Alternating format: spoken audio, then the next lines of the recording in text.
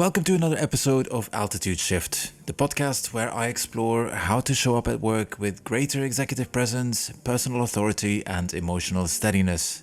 I'm your host, Chris Verley, and in this episode, I'm going to talk about one of the most important and one of the most ignored components of emotional intelligence, which is straightforwardness. I'm talking about the ability to express yourself clearly and directly while still respecting the fact that other people might disagree with you.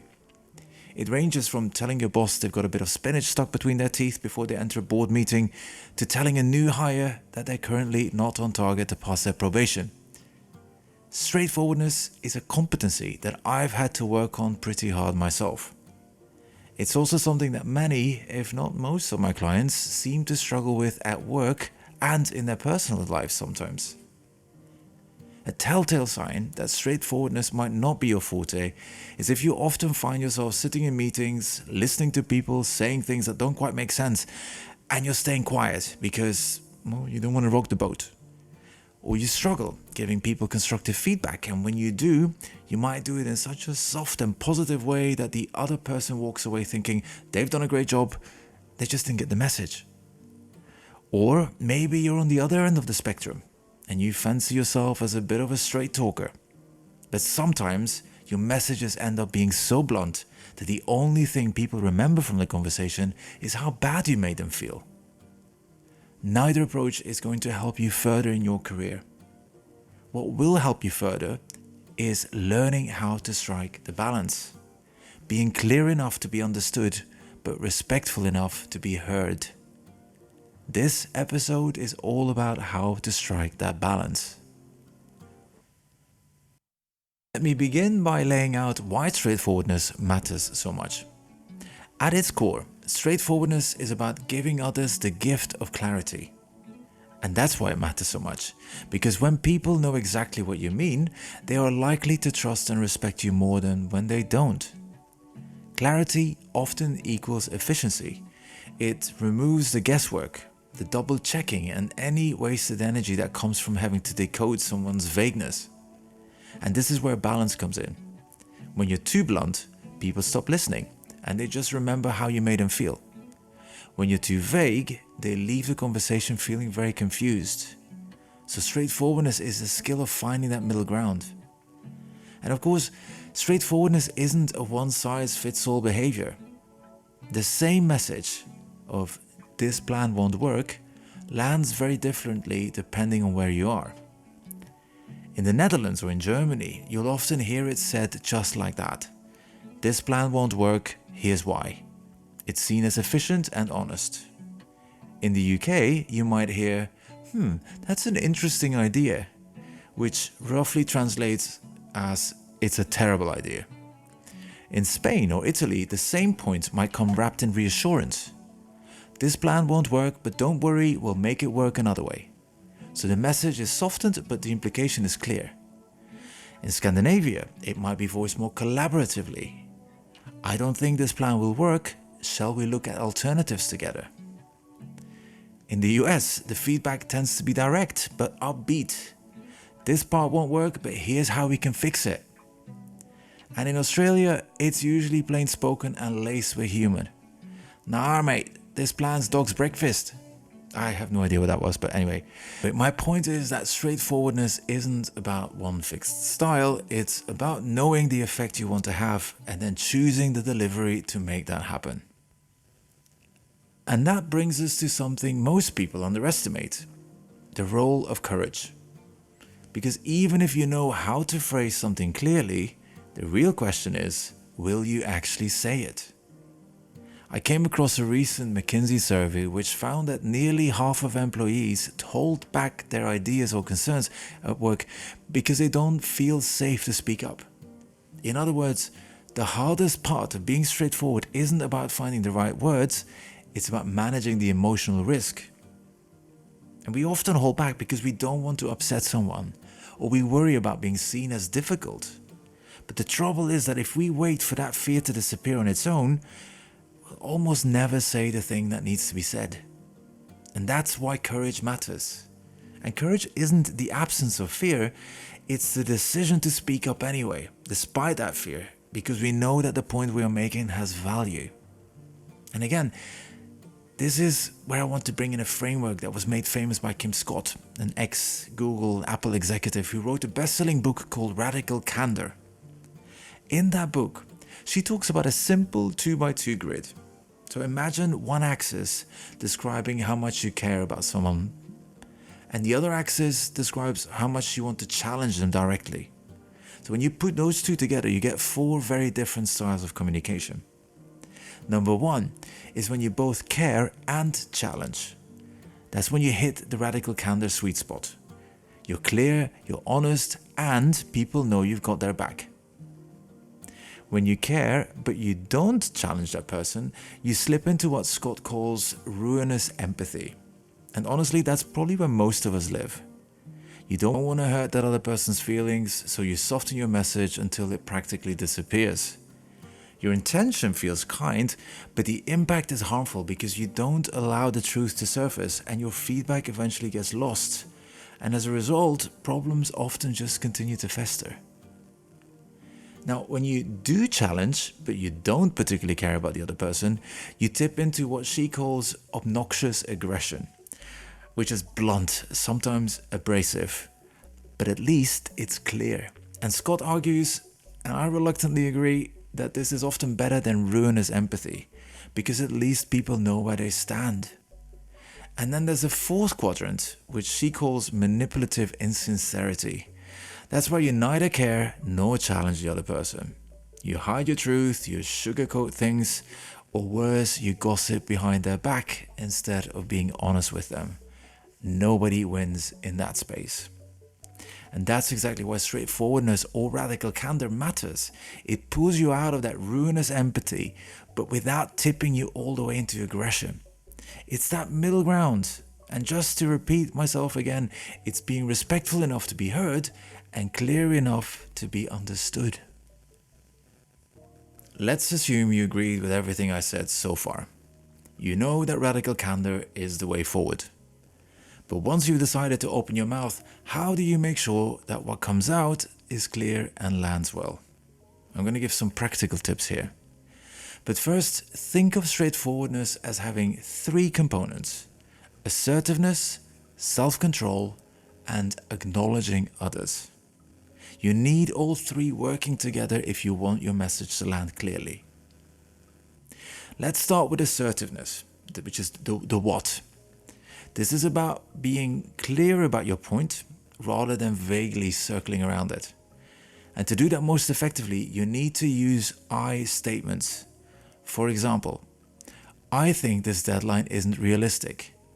Is a lot more effective than saying, maybe some people are worried about timing.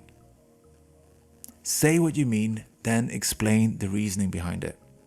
And where possible, follow up with context and frame it around shared goals. For example, I think this deadline isn't realistic. I know we both want this project to succeed, and here's how I think we can get there. That way, your point doesn't feel like a direct challenge to the other person, and it feels more like you're seeking alignment. And again, there's that cultural angle here too, because in direct cultures like the US or Germany, people expect you to lead with your point first. In less direct cultures like the UK or Southern Europe, it's more effective often to set the context first and then ease into the message. So it's the same intention, but a slightly different delivery.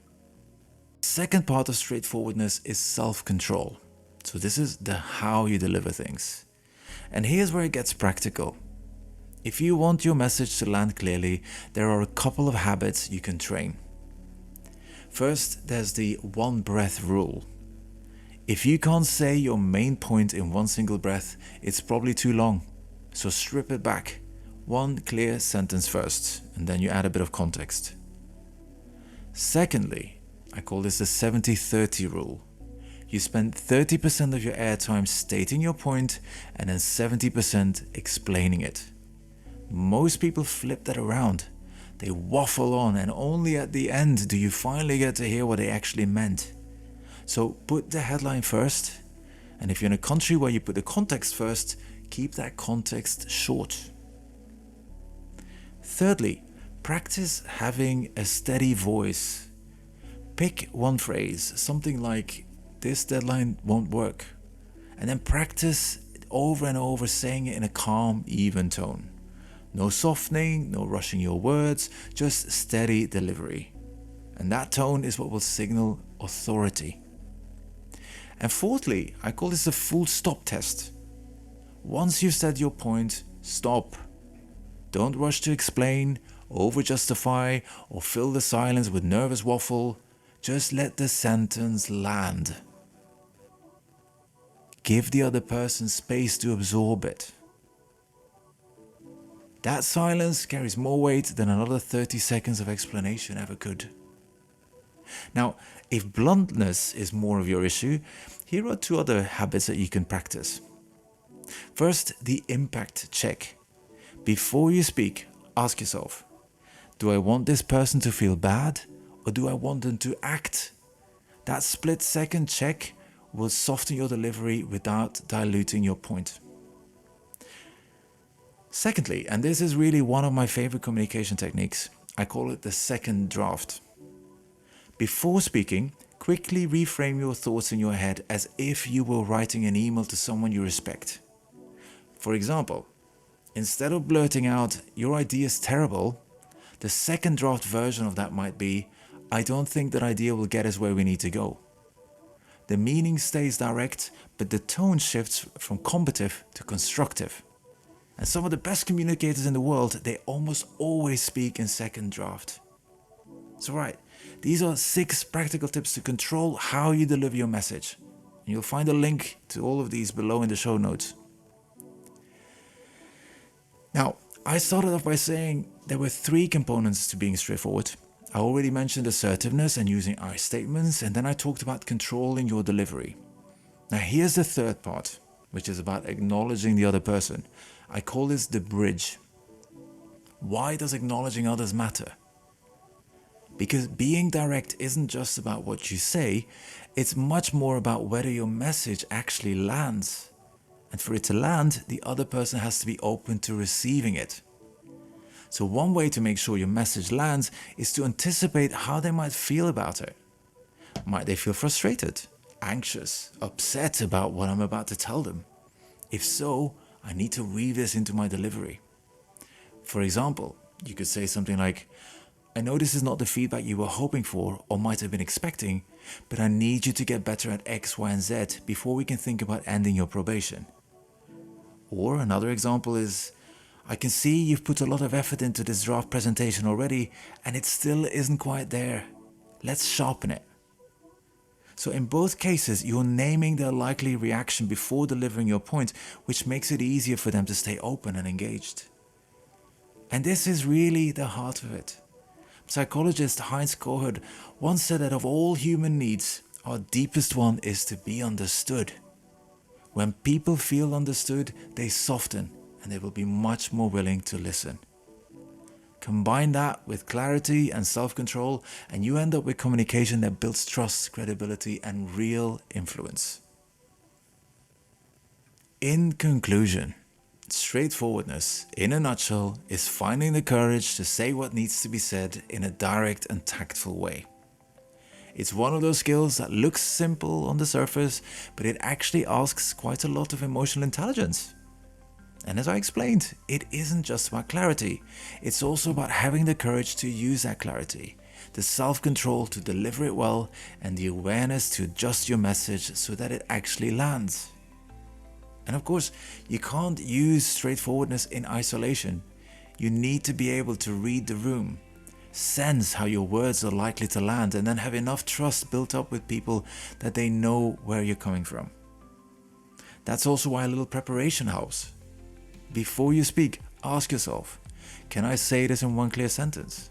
Why am I really saying it? Is this the right moment? Those quick checks can mean the difference between your point landing perfectly or getting completely lost. And I want you to remember that straightforwardness is more than a communication technique. It's a leadership act. Every time you choose to be clear, direct, and respectful, you make it easier for people to trust you, to follow you, and to focus on what actually matters. Most people avoid it. They either soften their words until everyone's confused, or they swing too far the other way and they hit too hard. But the leaders that people remember and the ones people want to work with are those who can walk that middle line. They're brave enough to speak the truth, they're steady enough to do it well, and they're wise enough to adapt their message so that it actually lands. So here's my invitation. Don't aim to be the loudest voice or the nicest one. Aim to be the clearest. Say what matters, say it with respect, and then pause long enough for it to land. Good luck and bon courage, or good courage as they say in French. Hey, it's Chris here. If this resonated with you, don't keep it to yourself. Share it with someone else who needs to hear it. And if you want more insights on leadership, confidence, and growth, you can hit like, subscribe, and turn on notifications so you don't miss the next one. I'll see you soon.